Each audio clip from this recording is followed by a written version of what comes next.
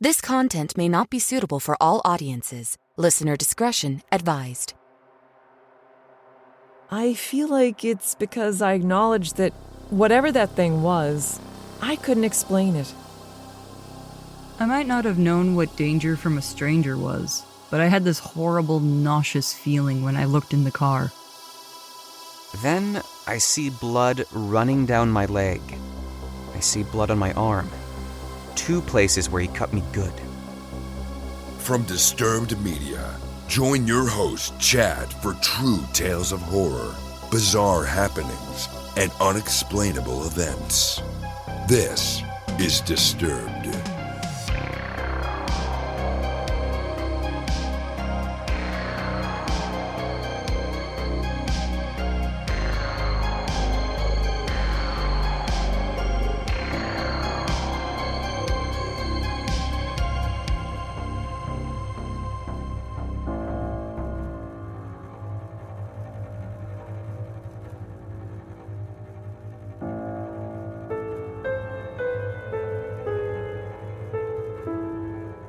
Thanks to Rocket Money for supporting Disturbed.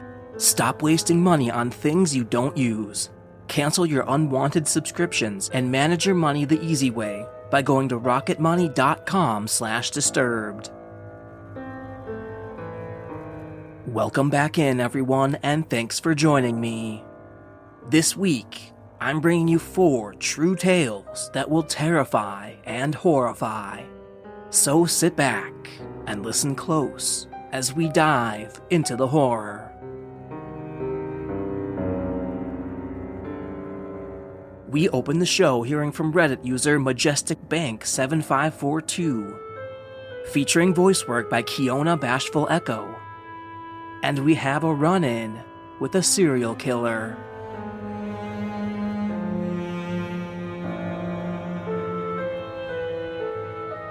I am an older woman, and back when I was young, things were different. You could hitchhike from creepy guys in vans. We called them hippies. But it was also a time when serial killers roamed free. I grew up on a farm in South Carolina. No paved roads and not a lot of communication from the outside world. My best friend and I decided to walk to the only store/post office/gas station for some candy. Highly unusual because we never had any money. As we were walking, this car came driving by really, really slow. We didn't think anything about it because the roads are not the best. We were not the most worldly kids, and no one ever told us about stranger danger. We knew everyone and talked to anyone who said hi. Well, this car passed, and then we see it turn around. Didn't think much about it, but then it came up to us and stopped.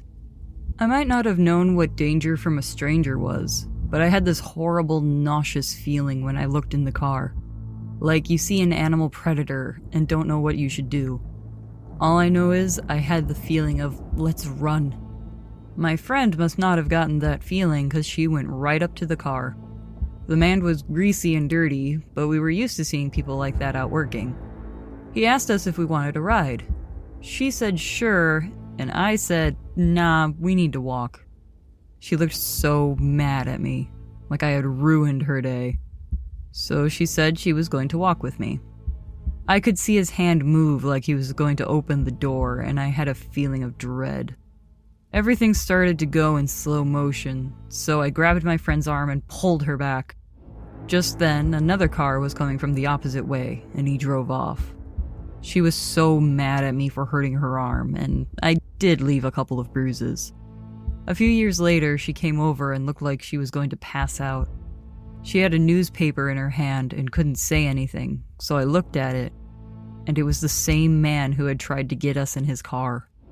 His name was Pee Wee Gaskins. Here's the link to what a vile, disgusting human he was. And y'all, please don't be afraid to hurt someone's feelings.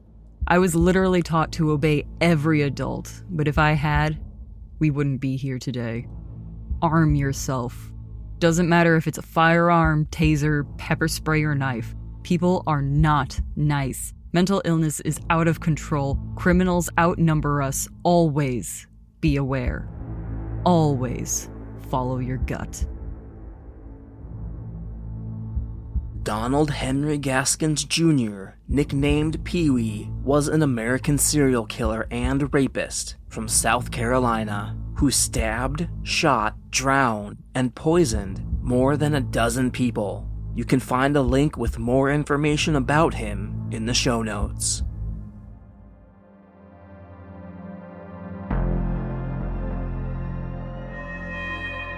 Get your voice on Disturbed with our hotline, available 24/7 completely free. Tell us your experience or just leave your comments on the show. Visit hotline.disturbedpodcast.com on your mobile device or computer.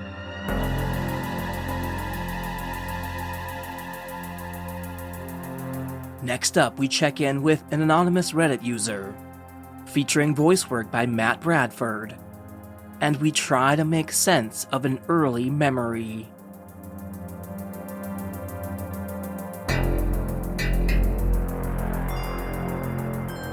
For some context, I'm in my mid-20s, work in marketing and sales, have a girlfriend, and we have a son and a baby daughter on the way. I don't smoke, don't drink, don't take pills, and I don't have any diagnosed mental illnesses or disorders. I was always very healthy and a happy kid with a decent childhood, and even nowadays, I'm a happy person. I work hard, but I still believe I'm privileged in some ways. I'd like to get this off my chest and try to understand if others have also had this happen to them. Well, the earliest memory I have is from when I was possibly 3 or 4 years old. The best way to describe what I was seeing from my point of view was almost like I was a robot being turned on for the first time. Everything was dark. I remember knowing I was conscious, but for a good 5 to 10 seconds, I couldn't see anything. That's when I finally could see something. But for some reason, everything was in shades of black and white. My eyes adjusted to the light, and I found myself seated in what I believe was my parents' kitchen, fixated on a white tumble dryer as the clothes inside spun around. I couldn't move, and it was total silence. I remember feeling helpless. Such a weird feeling to describe. Suddenly, total darkness again, but my consciousness remained intact. It was as if I had just discovered my own existence and I was feeling helpless and kind of afraid, because I didn't want to be in total darkness forever. I wasn't sure what was going on. The darkness lingered for what seemed like an eternity. I finally regained my vision, and I woke up in a completely black world. Around me were some sort of white towering structures that resembled pillars, with figures made of white smoke perched on top. I couldn't make out any features except for their general presence. I would guess there were dozens of them, staring at me. The landscape stretched into what seemed like a labyrinth, and as I tried to make sense of it all, the ground started shaking. I turned around as fast as I could, and a colossal, perfectly round white sphere is coming my way. This is all happening so fast that I wasn't really sure of what to do, so I just panicked and started running around. Again, the feeling of helplessness and fear makes me sweat just thinking about it. I ran as fast as I could, but the ball was too fast. It crashed into me. My memory is crystal clear of me being totally crushed. Thankfully, there was no pain, only a paralyzing fear. I remember feeling the presence of the white smoke figures around me. Strangely, I felt safe when I sensed them arrive near me. I didn't sense malevolence or that they were going to hurt me. And after getting crushed, it was darkness again. This time it was as if my consciousness had disappeared. I don't remember a single thing. Until my 5th birthday, that is. Then I have absolutely normal childhood memories. Birthdays, playing with toys, my siblings, exploring nature, first day of school and stuff. For years and years, I didn't remember any of this. It wasn't until I was maybe 15 years old that I remember the first memory, when I was alone at home playing some video games. As the memories of that happening rushed back, I literally started shaking in fear, and the feeling was so vivid that I had my first, and thankfully only, panic attack. I just laid on my bed. Tears started pouring down my face, and I couldn't catch my breath. I eventually calmed down by doing some breath exercises and praying. I'm not a religious person, but yeah. Once I calmed down, I was still really depressed for a few weeks after this experience and just didn't understand what had happened and where this weird fucking memory came from. I eventually just decided to attribute it to kids seeing and experiencing weird shit. It wasn't real, right? Yeah, that's my first weird memory and story. I never shared it with anybody, and once in a while, especially if I'm quiet, reading or doing something with no noise around me, the memory comes back and I can relive that shit in my head very vividly.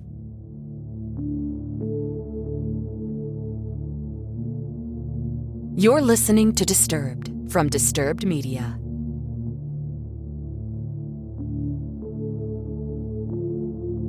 Have you guys noticed how it seems like we keep getting sucked into paying for more and more subscription services? I took a look recently at all these services that I had signed up for and I was shocked. And did you know that over 80% of people have subscriptions they've forgotten about? Honestly, I can see how this would happen because when I did my own deep dive, I actually found 2 of my own. Think of how many free trials you've subscribed to that you've probably never canceled. This is why I'm such a big fan of Rocket Money. Rocket Money is a personal finance app that finds and cancels your unwanted subscriptions, monitors your spending, and helps you lower your bills, all in one place. Now, most people think that they're spending around $80 on subscriptions, but the real number is closer to $200, and this is exactly what happened to me. Think of all the streaming services alone, where you quickly just join the trial to watch one show or a series, and then you forget about it. It's so easy to lose track of what you're paying for. Then think of how annoying and time-consuming it is to go in, find out what you're still paying for, and then go to that website, log in, find a way to cancel it. It's such a process. With Rocket Money, you can easily cancel the ones you don't want with just the press of a button. No more long hold times or annoying emails with customer service. Rocket Money can even negotiate to lower your bills for you by up to 20%. All you do is take a picture of your bill and Rocket Money takes care of the rest. So stop wasting money on things you don't use. Cancel your unwanted subscriptions and manage your money the easy way by going to rocketmoney.com/disturbed. That's rocketmoney.com/disturbed. Using our special link helps support the podcast. For 2 decades, FBI agent Robert Hanssen sold secrets to the Kremlin. He violated everything that my FBI stood for. People died because of him. Hanssen was the most damaging spy in FBI history, and his betrayals didn't end there. Do I hate him? No, I don't hate anyone. But his motive, I would love to know what his true motive so I can get that out of me. How did he do it? Why? Listen to Agent of Betrayal, The Double Life of Robert Hanssen wherever you get your podcasts. You're listening to Disturbed. Now, back to the horror.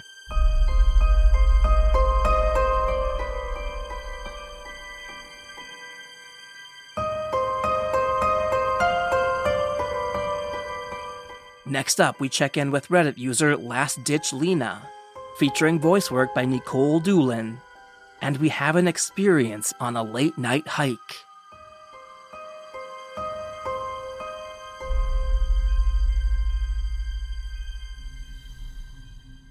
I'd like to preface by saying that I got home about an hour ago and this actually happened. I never have paranormal encounters and genuinely try to approach everything with a questioning mind. My partner and I like to hike at a local park late at night. It's a historic park in Pennsylvania, about 3,500 acres in size, that spans over into the Maryland and Delaware borders. One of the trails allows you to cross through all 3 states. The entire park is mostly dense woods with a creek running through. Usually we park near an old church with a Revolutionary War cemetery that is famous for a grave known as the Ticking Tomb. I've been to every corner of this park, day or night. We usually hike a short loop that is roughly a half-mile in length. We've walked this trail literally thousands of times and never once felt anything strange. But tonight was different. We made a spontaneous decision to go on a night hike and left the house at about 10:45 p.m. I decided to take the narrow dirt road to our usual parking spot rather than driving a mile up the road to a paved access road like we normally do.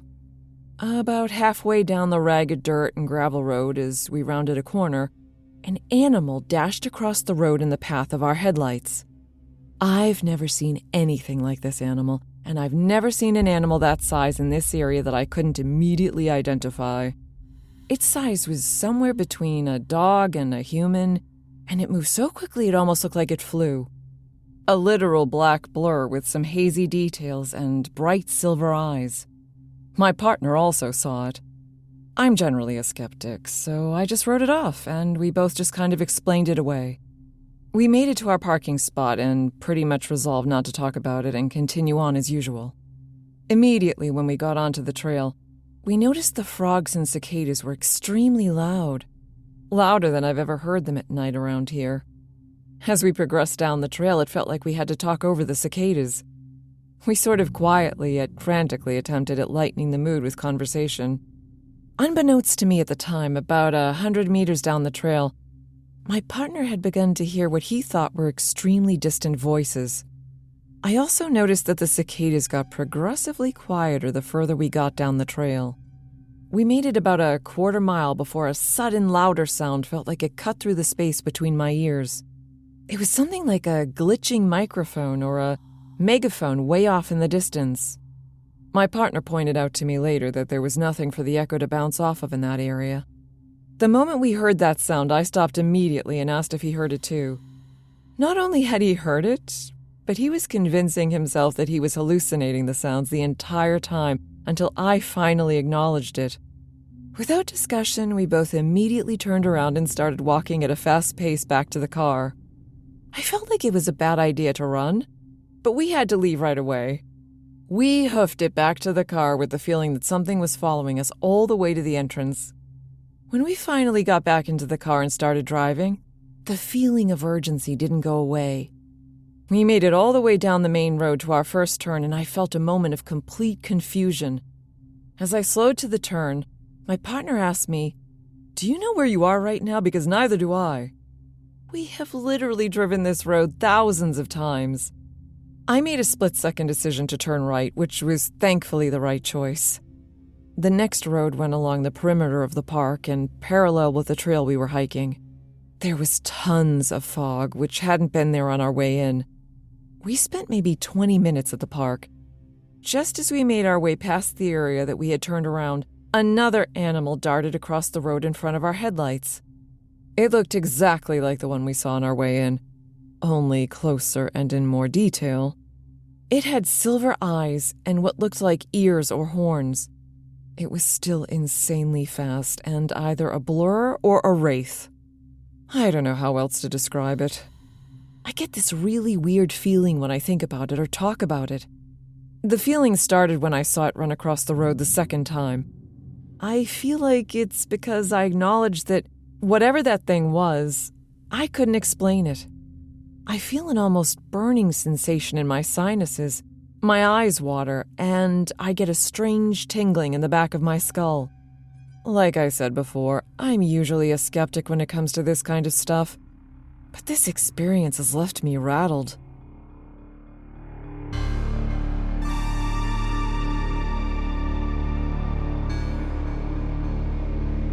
Looking for even more Disturbed? Join us on Patreon for ad-free listening, shout-outs, and Disturbing Calls bonus episodes at patreon.com/disturbedpodcast. Apple users can subscribe to Disturbed Media Premium directly in the Apple Podcasts app.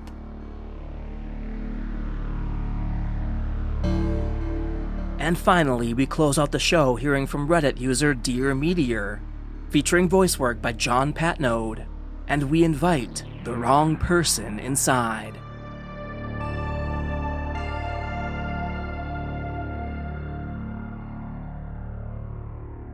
This story was when I was younger and braver and kinda did stupid stuff without thinking. It's a wild ride, and it's all true.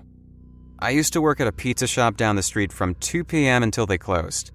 I usually didn't get off until 11 or so at night. I had a car, but was close enough to walk, so I did that most days to save gas. This particular night, I was doing my usual thing, jamming to one of my playlists, tired but happy to have a good job, and just generally happy with the way my life was going. Up ahead, about a block from my place, I see an attractive guy in dark clothing walking, but not with a purpose really. He was taller than me, maybe 5'10", 6 foot or so, and had shaggy brown hair. The closer I got to him, the more I could tell he was really good looking. Like, even in the dark of the night, I was starting to get excited. His features kind of escape me right now, but I do remember his hair and his thick eyebrows. I took an earbud out and, because I'm from a dangerous city and never really cared about stranger danger, I decide to talk to him. Maybe even flirt a little bit. "How's your late night going?" "It's good. Just looking to get drunk." "Oh? That I can help with. I've got a minibar at my place. I live just down the street." That was not verbatim, but how the conversation went. During the walk back to my place, I got no red flags from this guy. He seemed totally normal, and I was honestly thinking, wow, just through sheer luck, I met this super hunky guy, and he seems cool and fun. I was beside myself, really. So, we get to my apartment on the second floor. I jump into host mode and offer him to have a seat and make himself comfortable.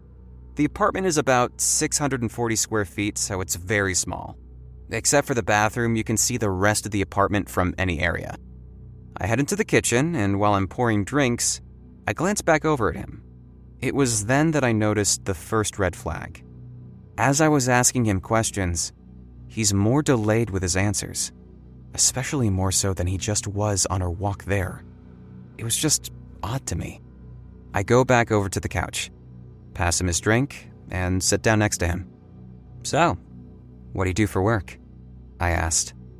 "Oh, I'm not here for sex." He puts his drink down on the table. "What do you mean? I'm not after sex either." He stands up. "What you got?" he asks me. His nice guy vernacular and friendly face are now gone. I'm having a hard time processing what he means by this. I said, "What you got?" The second I stand up, he pushes me back. I fly across the room, hitting the floor, but not hard enough to pass out or anything. I get right back up, but he's already grabbed my laptop and my work bag. As I start towards him, he cuts around me and makes his way towards the front door. I'm right behind him when he makes it outside. I manage to grab hold of him and we tussle again in front of the door.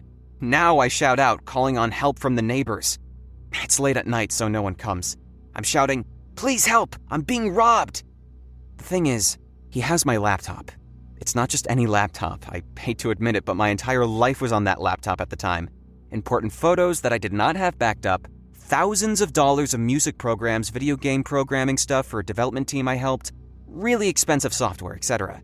It was, in my mind, irreplaceable. I give chase down the stairs, across the dog walk park, and as I start to gain on him, we tussle again, and the only thing I can focus on is my laptop. I knew that I had to, at any cost, get my laptop back. That was absolutely all I cared about. Somehow, I get a grip on my laptop. I tug at it again, and I guess he decides I'm not worth all this struggle. He gets up and starts to take off again. I now realize he still has my work bag. It has my cell phone and wallet with my license, debit card, AAA card, etc. in it. I take off towards him again, and this time, he shouts back at me, "Follow me and I'll stab you again."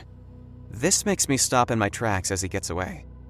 Underneath a street lamp, along the sidewalk, I immediately inspect myself. Was I stabbed? No way, there's no way. Then I see blood running down my leg. I see blood on my arm. 2 places where he cut me good. I'm scared, but the blood makes it look worse than it is. I decide that's enough. I got my laptop, and that's all I really wanted anyway.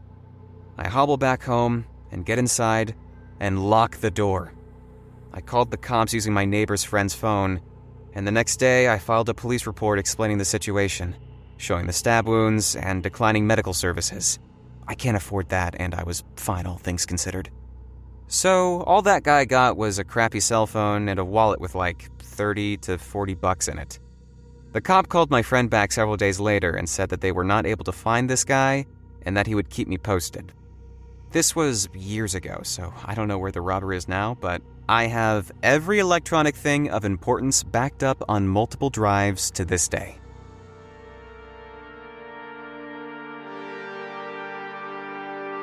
Follow our social channels on Facebook and Instagram at Disturbed Podcast and on Twitter at Disturbed_pod. Thanks to our sponsor, Rocket Money. If you're interested in saving money on your subscriptions, please use our special link at rocketmoney.com/disturbed to help support the podcast. Don't forget you can send in your own true terrifying tale. head over to disturbedpodcast.com/submit.